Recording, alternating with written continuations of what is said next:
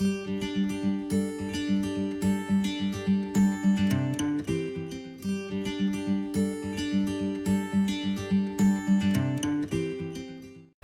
po natin The Old Rugged Cross.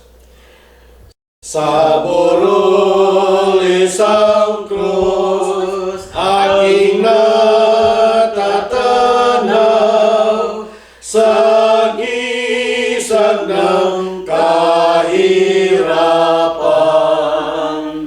Doon ang aking minamahal sa buhay, sasada ko ay namatay. Kaya krus na yao'y mamahalin,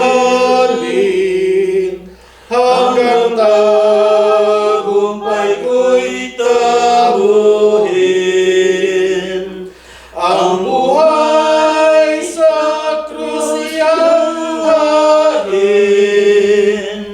nang sa wakas putong tanggapin. O krus na sa akin ay kaaya-aya, dahil sa iyo ang glorya. Linisin ng Diyos Ama, ang Kalbaryo'y sinalunga. Kaya't krus na yao'y mamahalin, hanggang tagumpay ko'y tamuhin. Ang buhay sa krus ihahain, nang sa wakas putong tanggapin. Krus na nabahiran ng banal na dugo, kaagit-agit ang anyo. Sa iyo namatay at nasiphayo, ang sasala ko'y umako.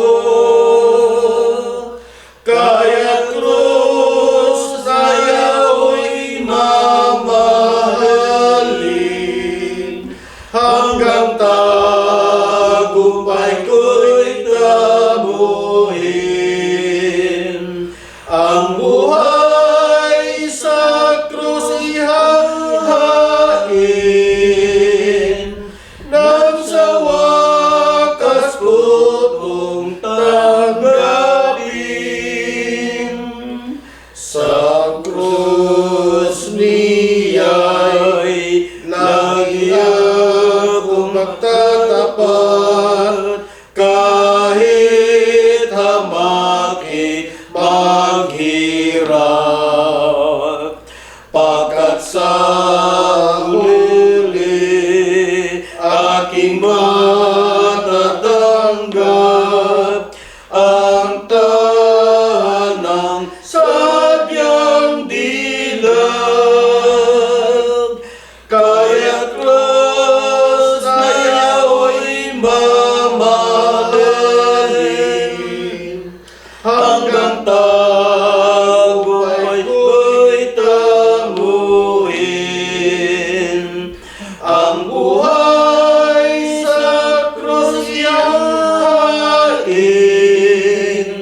nang sa wakas putong tanggapin.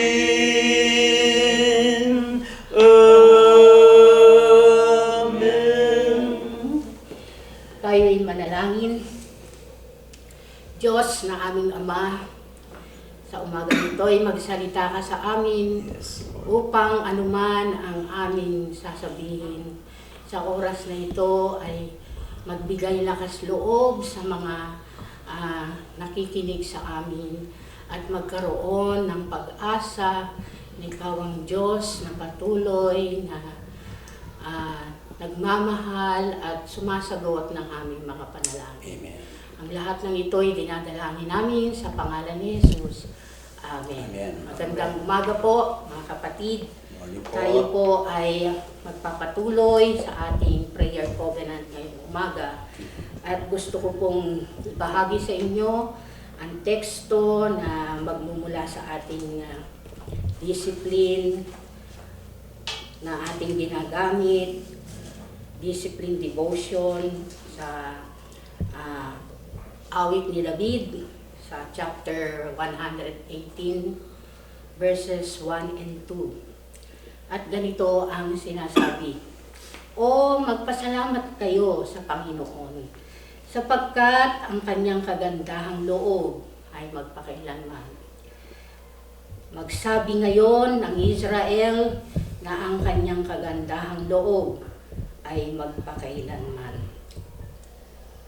Dito po sa ating talata na sinasabi na bilang mga mananampalataya, tayo ay laging magpasalamat Amen. sa Panginoon sapagkat hindi lamang pala yung mga magaganda ang dapat nating ipagpasalamat. Maging sa panahon ngayon na ating dinaranas, ay ipagpasalamat natin dahil merong purpose ang Panginoon sa mga nangyayari sa atin.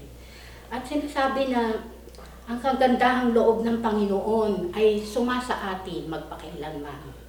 Kaya tayo ay walang alinlangan, walang takot, sapagkat ang kagandahang loob ng Panginoon ay laging nandiyan ang kanyang grasya, ang kanyang awa, ang kanyang pag-ibig na pinakadakila ay parating nasa sa atin sa kabila ng tayo ay hindi karapat-dapat. At ang sinabi po dito na maging ang Israel ay nandoon ang kagandahan loob ng Panginoon magpakailanman sapagkat kahit na sila ay pasaway, kahit sila ay matigas ang ulo, ang Panginoon ay parating nandoon sa kanila at sila ay inililigtas. Ang kagandahang loob ng Panginoon ay laging nasa sa kanila.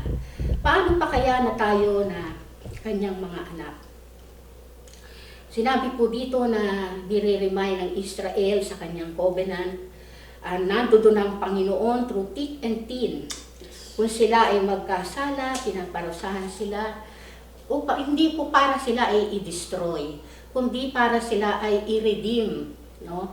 Para sa Panginoon. His love never fails. Ang kanyang pag-ibig ay hindi kailanman magkukulang.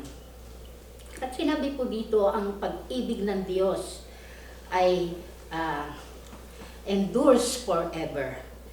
At ang salmistang David ay gano'n na lamang kanyang pagtitiwala sa Panginoon sa kabila ng siya ay hindi rin naging karapat-dapat. Pero ang pag-ibig, ang pagmamahal ay nasa kanya pa rin. Siya ay nagsusurvive sa kabila ng kanyang unfaithfulness sa Panginoon. At ang si salmistang David ay ina-acknowledge niya yung mga pagpapala na natanggap niya mula sa Panginoon. At isa na rito ang Israel. Dalawang bagay ang pinapatungkol dito sa verse na ito. Una ay ini-identify ng mga Israel na ang kanilang tinatanggap ay na pagliligtas ng Panginoon ay natanggap na nila. At pangalawa ay kinukonfirm ng salmista na pagkakatawag ng Israel, sila ay nagpapasalamat sa kanilang kaligtasan na natanggap mula sa Panginoon. At ang aklat na ito, minsan ay dito tayo pumupunta kung gusto natin ng pinahahalagahan natin at ini-express natin ang ating pagpapahalaga. No? Dito tayo pumupunta sa mga awit. Ito ay nagpapahayag ng pagpapasalamat at pagpupuri. Kung papaanong nasabi sa ating pagbubulay-bulay nung nakaraang araw na sinabi na ang ating salmista ay nagse-celebrate siya ng kagandahang loob at pag-ibig ng Diyos na walang magiging sagabal para hindi siya magpasalamat at magpuri sa Panginoon. Ini-invite tayo na samahan natin ang salmista sa pagbibigay ng pagpapasalamat sa Panginoon. Ang ibig sabihin daw po ng steadfast ay maging firm tayo sa ating pananampalataya. Sa lahat ng mga nangyayari sa atin ngayon, be steadfast of God's love. God will always be there. God will desert us or never leave us. Mga kapatid, sa oras na ito ay alalahanin natin na ang Diyos ay laging nasa sa atin anuman ang mangyari. Ang Diyos ay kailanman ay hindi nagpapabaya. Ang Diyos magpakailanman ang kagandahang loob sa kanyang mga anak na nagtitiwala sa Kanya. Sa pangalan ng Ama, ng Anak, at ng Banal na Espiritu. Amen. Amen.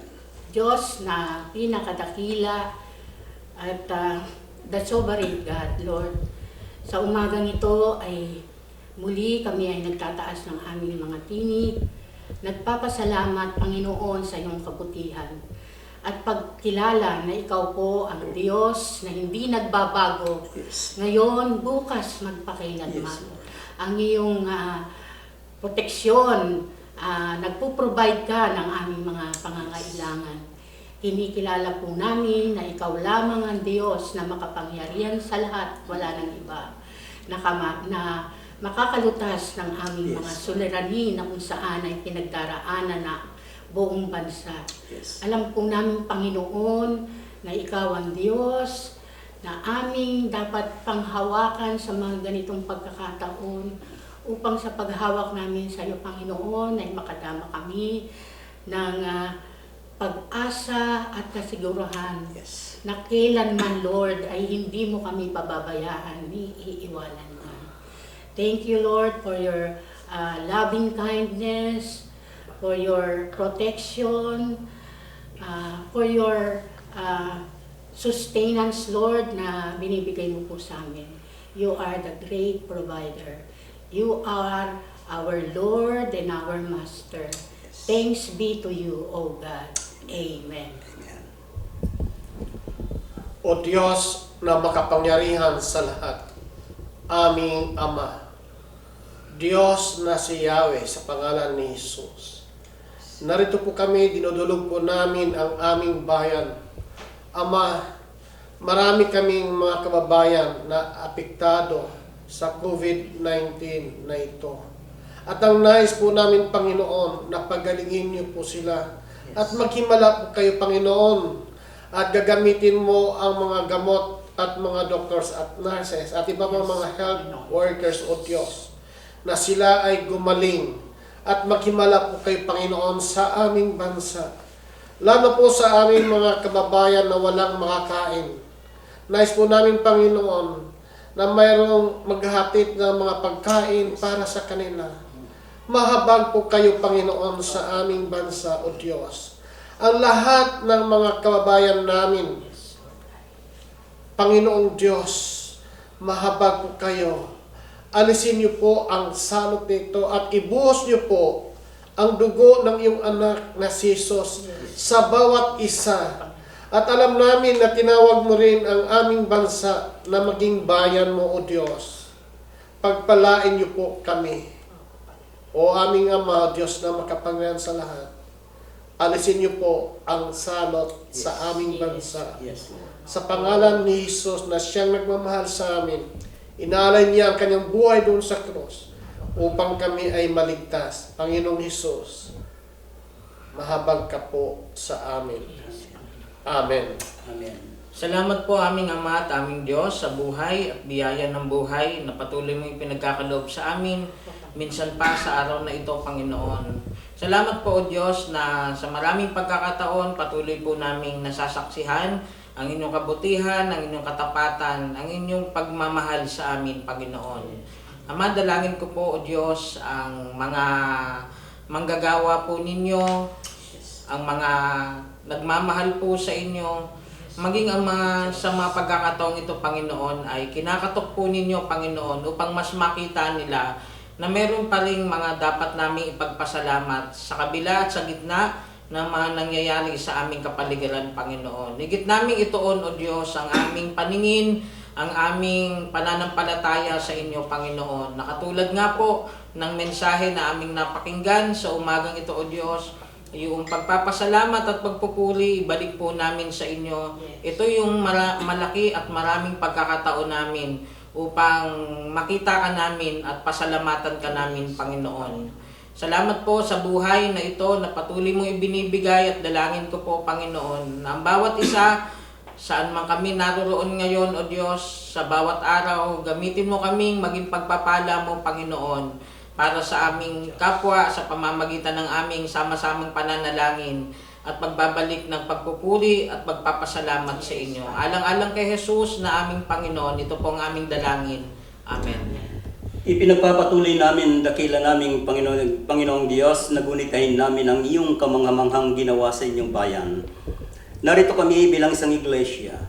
Kami ay bayan mo, O Diyos, at bayan ng Diyos, na patuloy na kumikilala sa inyong kapangyarihan. Bayan mo ito para kami ang maging salamin sa lipunan na aming kinagagalawan. Tunghayan mo, O Diyos, ang inyong iglesia, ang mga kaanib ng mga iglesia ngayon na sila'y bahagi ng kaguluhan na nangyayari sa lipunan na aming kinagagalawan dulot ng isang mabigat na pagsubok na ito. Bawat isa sa amin ngayon ay nasa kani-kanilang mga tahanan. Hindi kami makalabas at hindi namin alam kung ano ang gagawin namin para sa kinabukasan ng aming buhay. Pero dahil meron kaming Panginoon na siyang Panginoon ng iglesia, nandito ang aming Panginoong Diyos sa bawat tahanan ng mga kaanib upang magbigay lakas at tibay na sa gitna man ng pagsubok, hindi ito kawalan, kundi ito'y pagtatagumpay dahil inihahanda mo ang aming sarili na humarap sa mas mabigat pang pagsubok ng kalagayan ng inyong bayan. Dalangin namin, O Diyos, ang kabuuan ng iglesia. Ang General Conference, O Diyos, na ngayon ay nakatakda ng ipagliban ang General Conference na ito. Ito ang highest legislative body ng inyong iglesia. Bahagi kami ng iglesyang ito, O Diyos. At idinadalangin namin ang pangkalahatang iglesia na ngayon ay hindi lamang suliranin ang COVID-19 na nandito ngayon, kundi suliranin din kung ano itong istruktura ngayon na kinakaharap ng iglesia dahil bahagi kami ng inyong bayan. Kaya panalangin ko, Panginoon, ang lahat ng mga iglesia, dalangin namin ang lahat ng mga obispo, dalangin namin ang lahat ng mga pastor, dalangin namin ang lahat ng mga kaanib ng inyong iglesia na sa mga panahon ng pagsubok nito, sinusubok mo ang aming bayan, sinusubok mo ang inyong iglesia, sinusubok mo ang bawat kaanib ng iglesia, ngunit kami ay nagpapasalamat dahil meron kaming Panginoon na sa kalagitnaan ng pagsubok at trahedya ng buhay, ang iglesyang ito ay ginagamit mo upang patuloy na ipahayag namin ang inyong salita na sa gitna man ng dilim, merong liwanag. Sa gitna man ng pagsubok na pinagdadaanan ng mga kaanib at ng iglesyang ito, meron kaming Panginoon na siyang hihila sa amin para patuloy na sumulong kami at kumilos kami ayon sa iyong kalooban ng iglesyang ito, the United Methodist Church, ay magiging bayan na kumikilala sa kapangyarihan ni Kristo. At sa pagtatapos ng aming prayer covenant sa umagang ito, Diyos, salamat sa lahat ng mga bagay na ginawa mo. Sa inyo naming ibinabalik ang lahat ng kapurihan at katanyagan at kadakilaan sapagkat ang iglesia na ginagamit mo ngayon ay iglesia para magpahayag kami ng inyong mga salita. Ito po ang aming panalangin sa pangalan ni Kristo na aming Panginoong Diyos. Amen. Dalangin namin, O Diyos ay dinggin